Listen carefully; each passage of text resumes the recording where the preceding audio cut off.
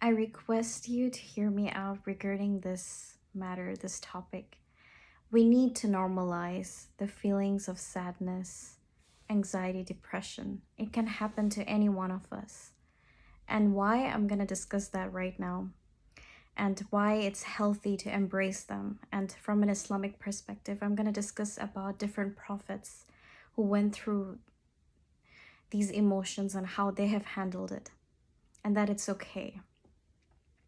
So yeah, let me just dive into the topic right now. And this is basically very raw. Like, I'm just thinking about it and I'm not talking about this because I thought it's very important. Although I'm isolated at home, I realize that there are certain things that I do hear, that I do watch, that I feel like that needs to be addressed because people are going through them and people are not focusing on them, not talking about them. So I realized that I need to voice my opinion on this. So that's why I'm talking about this topic right now. So when it comes to sadness, we all feel this emotion. Now, we should not be ashamed. We should not feel less that we are feeling down or we're feeling sad. We're not feeling good like everyone else. It's not healthy. It's not okay to tell people to be happy because we cannot be happy all the time. It's very illogical and irrational to say that be happy, stay happy when you're feeling down, when everyone's not feeling okay. We should tell people to be more optimistic. That's okay. You know, optimism is okay. Optimism doesn't mean that you're happy all the time. Optimism means you're content and you know that this will not remain forever. This emotion, this situation that you're going through that's causing you pain, that's causing you distress, that's causing you anxiety and stress in life, it's not going to be there for too long. It's going to pass away. That's what we should understand, inshallah. So we all go through these emotions. Even I go through them. I used to have social anxiety when I was a student. Even after I finished college, I did have them. And then when I started working, that's when I started to tackle my anxiety disorders that I had. When I started meeting new people, I challenged myself. I faced my fears. So even before I talk about myself, even before I put myself on the spotlight and talk about my problems, I want to talk about the Islamic perspective here. If we see the life of the prophet, let's talk about our last prophet, our beloved prophet Muhammad sallallahu alaihi wasallam. He went through a year of grief. He went through so much distress in life. There was a year in his life which he named Amul Hazan, the year of sadness, the year of grief. Why did he name that year the year of sadness? If you read his biography, you're gonna come across that chapter where it discusses why that year was considered the year of grief. In that one year, he lost his beloved wife, Khadija radiallahu anha. May Allah be pleased with her. The biggest support system, the biggest comforter that she was to him. He lost his beloved uncle, the man who raised him like his father. He did not have a father. He was orphan. He lost his father when he was born. So his uncle Abu Talib raised him. So he lost his another big support system, his uncle, who was there, who was always defending him to the Quraysh leaders, to the leaders who were there, who were against him, against his message of guiding humanity towards believing in one God, right? So those two people that were so important, so close to his life, so relevant, so important in Islam, he lost those two people, those two loved ones. That's not the only sadness he faced that year. He went to Ta'if. It was a place where, like in the mountains, it was 100 kilometers away from Mecca. And there were three brothers who were leaders. Not only did they reject his message, they even sent their children in the streets, their subjects, to go and stone him and hurt him and make him bleed. And he went through so much pain that day. That day, he was so much hurt, not only humiliated, he was hurt so badly. The angels came down and asked him whether they're gonna crush those peoples in between the mountains, because that land, that civilization was in between the mountains. What did he say? He forgave them. He made dua for them. He wanted their generation, their next generation, to accept Islam. And what happened? That's what happened actually. So he did not seek revenge. It's not the prophetic tradition to seek revenge. Our prophet, that's why he's known as Rahmatul lil Alamin, mercy to mankind. He showed mercy even to his enemy, even to those who has hurt him knowingly and unknowingly, didn't accept the message of Deen. How did he deal with those people? He dealt with those people with forgiveness, asking Allah to make them better. He did not seek revenge.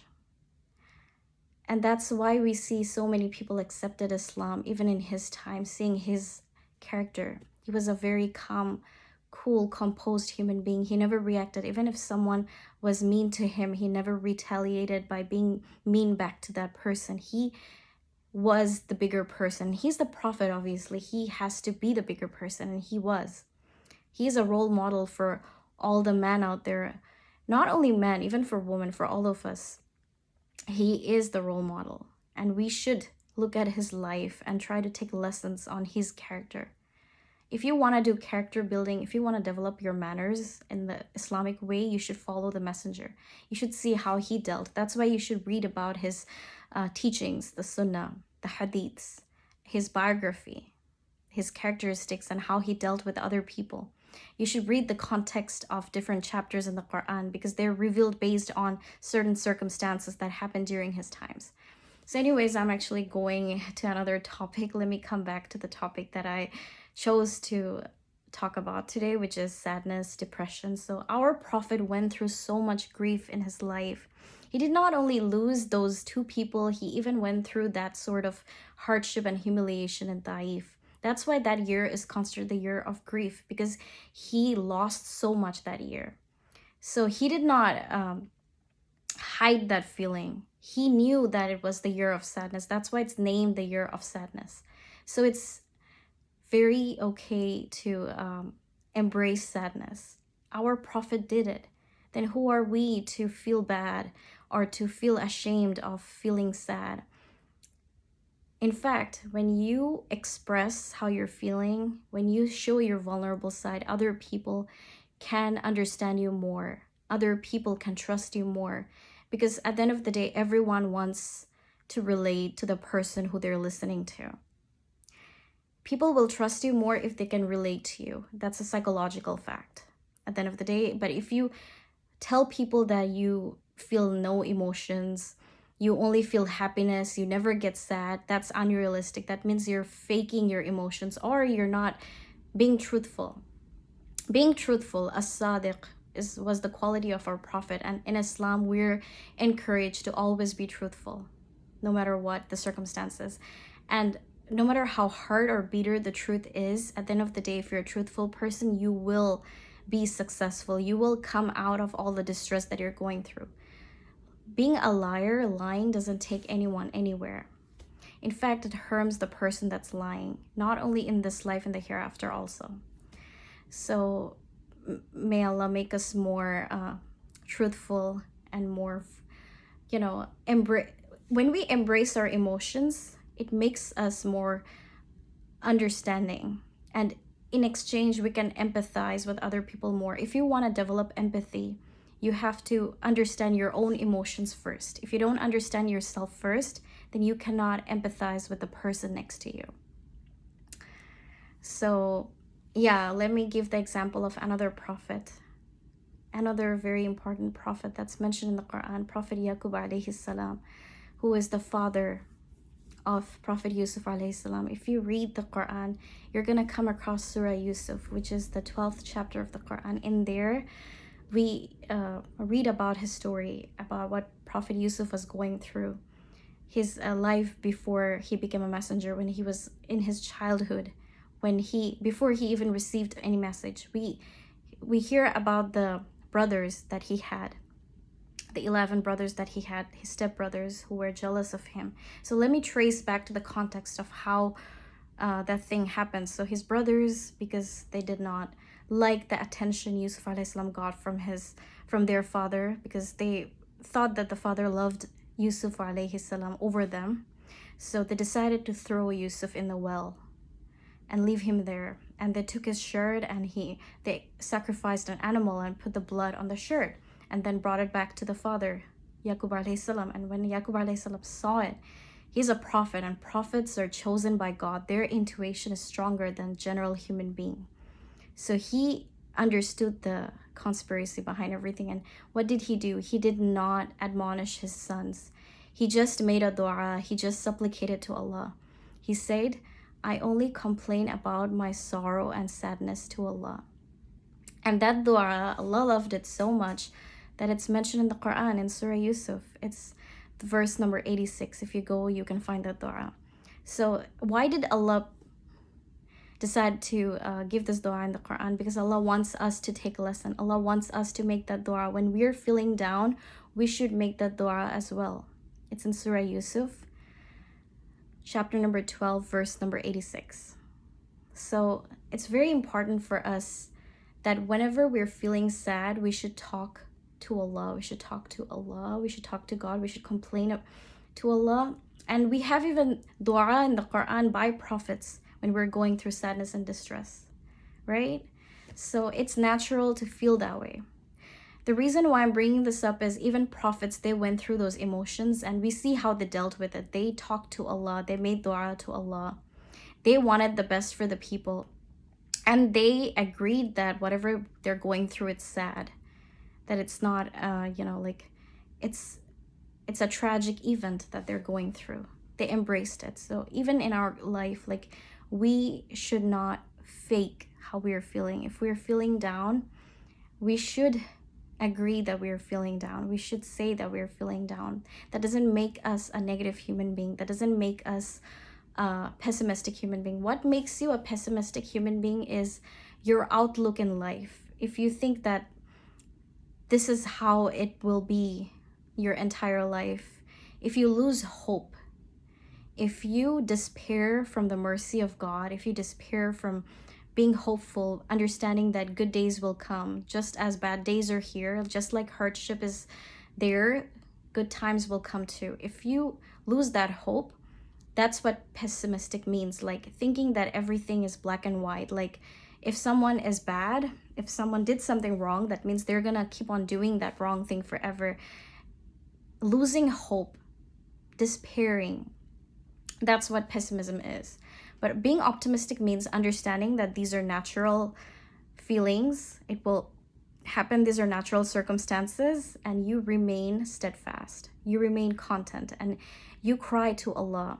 You can even cry in front of other people. That's normal too, because you're expressing your emotions. But we know not all people are capable of crying in front of everyone, because sometimes some people, they think it's basically you're showing off. Not everyone is the same.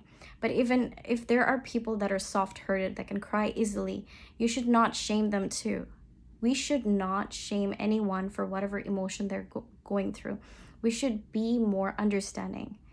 Part of empathy is not judging others, accepting people for who they are. Everyone is different. Everyone has different way of upbringing. Everyone behaves differently. Everyone's outlook of life is different. We have to accept that. We should not paint people with the same brush. We have to accept people for who they are. And this world would be a boring place if everyone was the same. This world is so interesting because we all are so different. We all are so unique in our own ways. And we learn from others how to, and there are things that we do that other people like, and things that they do we like, and we try to do those things, right? We take ideas from people. But anyways, if it's a great thing, we have diversity, we have variety in life. And Allah subhanahu wa ta'ala even mentioned in the Quran that this is a sign for the believers, the diversity, the variety that we have. It's a lesson for the believers.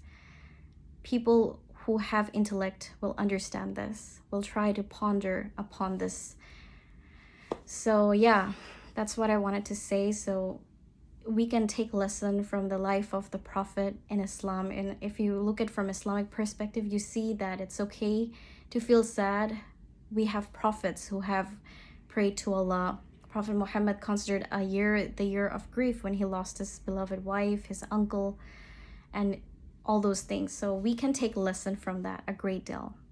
So now coming back to my personal experience, that I was saying that I have been through social anxiety before, even after I finished college. But when I started the sales job that I was doing part-time, it was kind of like a job. I did a few jobs before I even became a teacher. Like this high school teaching thing, like private high school teaching thing, it has been like 1 year I'm doing it. So even before this, like I had some other jobs. So that sales job is something that I thought I can never do it. Like I thought that how can I do it, because I felt like I'm such a quiet person. I don't go and talk to a stranger, and going and talking to a stranger about a product, presenting them someone you don't know, that was like a huge challenge for me. But I faced my fears. I took those steps. At the beginning, they don't actually throw you right into it. They ask you to go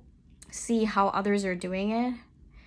The first few weeks you watch others, and then they put you on the spotlight and let you do those things. So it's a step-by-step process. It doesn't happen in one night. Even they understood that. So I was there like for say 5 or 6 months. So by the end of this experience, where I was able to go at anyone's home and present them regarding that product. So we went to different cities, homes in different cities. So I never thought I'm gonna do that. Like that was a huge experience for me, meeting new people, going to different streets, different cities here, and yeah, like talking to them regarding, that was kind of like a security system product.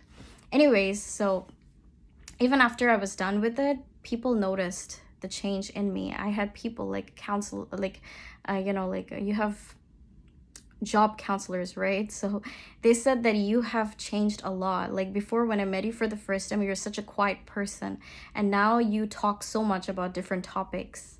I'm like, yeah, this job literally, like this sales job literally changed me. I discovered the side of me that I didn't have before. I discovered the extrovert side of me. So that's how I knew that I actually have that side in me. So that's how I knew that I'm an ambivert person. I'm both introverted and extroverted depending on the circumstances. But I discovered that later when I started working, which was almost 2 years ago. So then obviously I did other jobs, and then I became a teacher. And now obviously I handle teenage students that are like 8 or 7 years younger than me. We don't have much age gap because I'm the youngest teacher. I don't think anyone out there is as young as I am. I think the high school, like the ones that graduate and go to college or university, with them I have only 5 or 6 years gap. So yeah. So as I was saying, so now obviously I'm teaching students and I can present to people that are out there. There are a lot of us that are more comfortable speaking to a camera at home rather than facing people, facing a huge audience. That takes a lot of strength, courage, and not everyone is so much extroverted. A lot of us feel anxiety, and I can relate to that because I am like that. I'm not putting anyone to spotlight, I'm putting myself, I'm like that, but I have worked through that. And now, even now, probably if there is a huge audience and if they tell me to go give a speech, a motivational speech, I have to prepare before I even go and do it. I cannot just go out there and talk about any topic. I still feel like I have to prepare. And I would prepare because obviously I'm a teacher and I always prepare lessons for the students. So why wouldn't I do it when I'm talking to adult people out there, right? So it's natural to feel that way. But it's also possible to overcome those fears. I had to overcome them because Allah wanted me to overcome them. I was thrown into circumstances where I had to overcome them. So even when it comes to depression, I deal with teenage students who go through depression.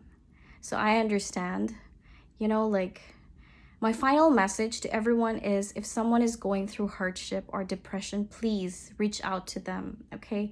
Don't be selfish. Don't think that everyone is doing fine. If you if you see someone, even if a stranger, if you see someone is going through something, go and talk to them, talk to people, check up on people. Because especially in first world countries like Canada, USA, and America, we have children that take on their lives because they're depressed, because they are bullied, cyberbullied, or bullied at schools. I even had to address these topics with my students before.